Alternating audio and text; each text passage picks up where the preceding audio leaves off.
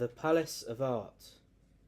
I built my soul a lordly pleasure house, wherein at ease for I to dwell. I said, O soul, make merry and carouse. Dear soul, for all is well. A huge crag platform, smooth as burnished brass, I chose. The ranged ramparts bright, from level meadow bases of deep grass, suddenly scaled the light. Thereon I built it firm, of ledge or shelf the rock rose clear, or winding stair, my soul would live alone unto herself in her higher palace there.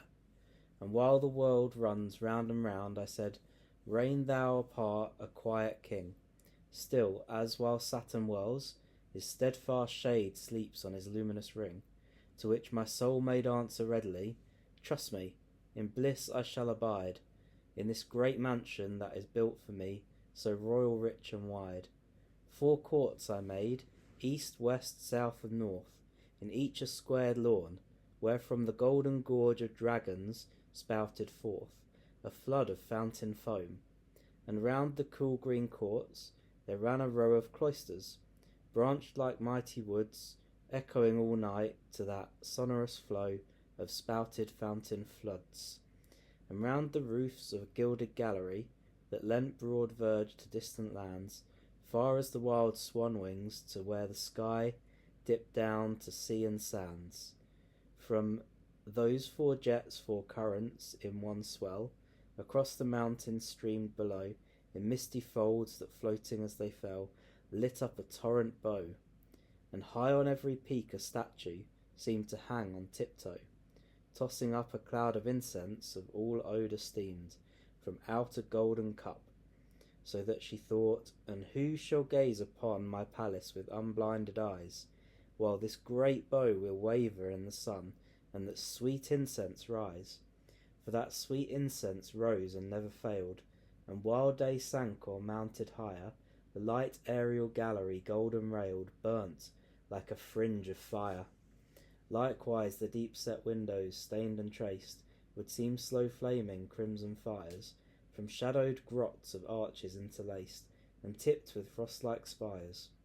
Full of long-sounding corridors, it was that over-vaulted grateful gloom, through which the livelong day my soul did pass, well pleased from room to room. Full of great rooms and small the palace stood, all various each a perfect whole, from living nature fit for every mood and change of my still soul. For some were hung with arras green and blue, showing a gaudy summer morn, where with puffed cheek the belted hunter blew his wreathed bugle horn. One seemed all dark and red, a tract of sand, and someone pacing there alone, who paced for ever in a glimmering land, lit with a low large moon. One showed an iron coast and angry waves. You seemed to hear them climb and fall, and roar rock thwarted under bellowing caves beneath the windy wall. And one a full-fed river winding slow by herds upon an endless plain, the ragged rims of thunder brooding low, with shadow streaks of rain. And one the reapers at their sultry toil, in front they bound the sheaves, behind were realms of upland prodigal in oil, and hoary to the wind. And one a foreground black with stone and slags, beyond a line of heights and higher, all barred with long white cloud the scornful crags and highest snow and fire.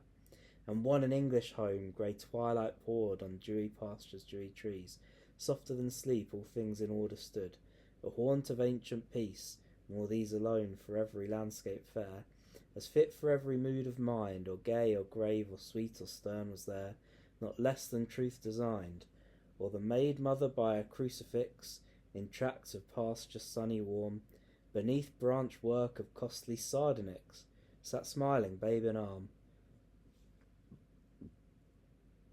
Or in a clear-walled city on the sea, near gilded organ pipes her hair wound the white roses, slept Saint Cecily.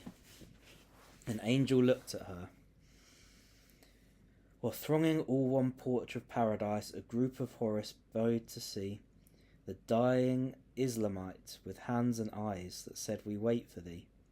Or mythic Uther's deeply wounded son, in some fair space of sloping greens, lay dozing in the vale of Avalon, and watched by weeping queens, or hollowing one hand against his ear, to list a footfall ere he saw, the wood nymph stayed the Ozonian king, to hear of wisdom and of law, or over hills with peaky tops, engrailed and many a tract of palm and rice, and throne of Indian Kama, slowly sailed a summer fanned with spice.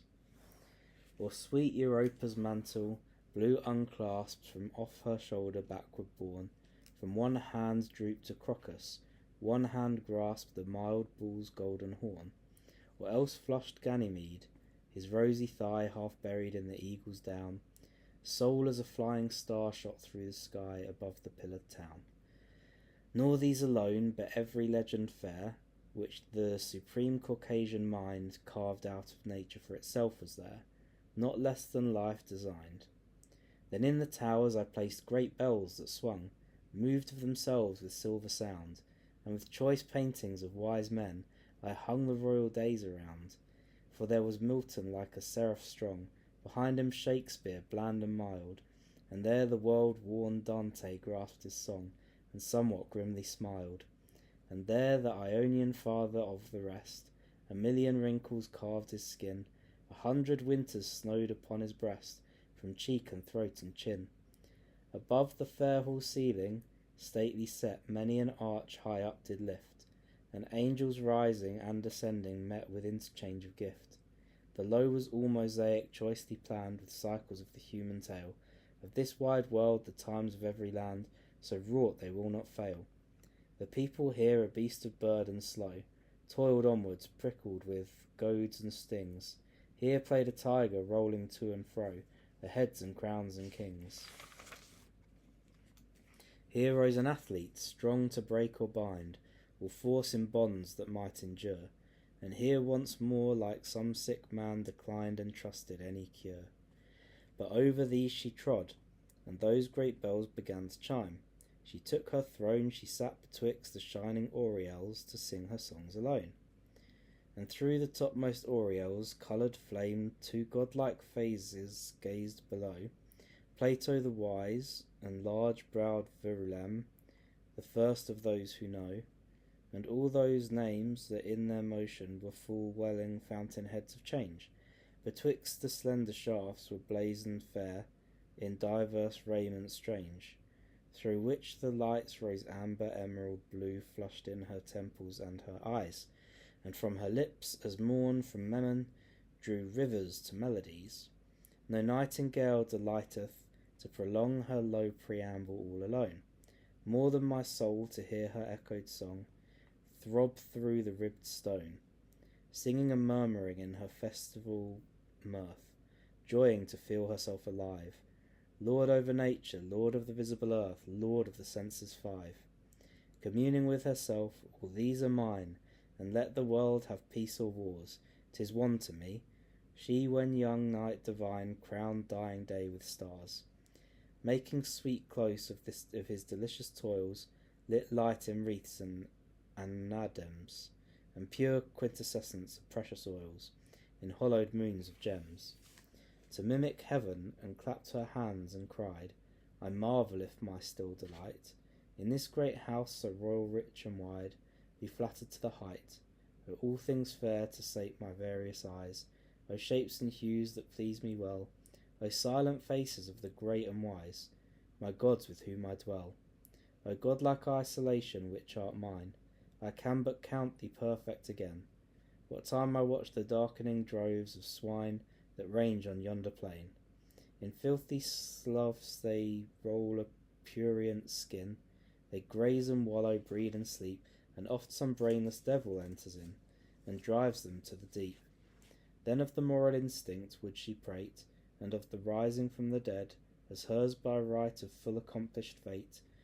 And at the last she said, I take possession of man's mind and deed, I care not what the sex may brawl, I sit as God holding no form of creed, but contemplating all. Full oft the riddle of the painful earth flashed through her as she sat alone, Yet not the less held she her solemn mirth and intellectual throne. And so she throve and prospered. So 3 years she prospered, on the 4th she fell, like Herod when the shout was in her ears, struck through with pangs of hell. Lest she should fail and perish utterly, God before whom ever lie bare, the abysmal deeps of personality plagued her with sore despair. When she would think, whenever her turn her sight, the airy hand confusion wrote mene mene, and divided quite the kingdom of her thought. Deep dread and loathing of her solitude fell on her, from which mood was born scorn of herself, again from out that mood, laughter at her self-scorn. What! Is not this my place of strength, she said, my spacious mansion built for me, whereof the strong foundation stones were laid since my first memory? But in dark corners of her palace stood uncertain shapes, and unawares on white-eyed phantasms weeping tears of blood and horrible nightmares, and hollow shades enclosing hearts of flame, and with dim fretted foreheads all, on corpses 3 months old at noon she came, that stood against the wall. A spot of dull stagnation, without light or power of movement, seemed my soul, mid onward sloping motions infinite, making for one sure goal. A still salt pool, locked in with bars of sand, left on the shore, that hears all night the plunging seas draw backward from the land their moon-led waters white. A star that with the coral starry dance joined not but stood, and standing saw the hollow orb of moving circumstance rolled round by one fixed law. Back on herself her serpent pride had curled. No voice, she shrieked in that lone hall, no voice breaks through the stillness of this world, one deep, deep silence all. She mouldering with the dull earth's mouldering sod, enwrapped tenfold in slothful shame, lay there exiled from eternal God, lost to her place and name.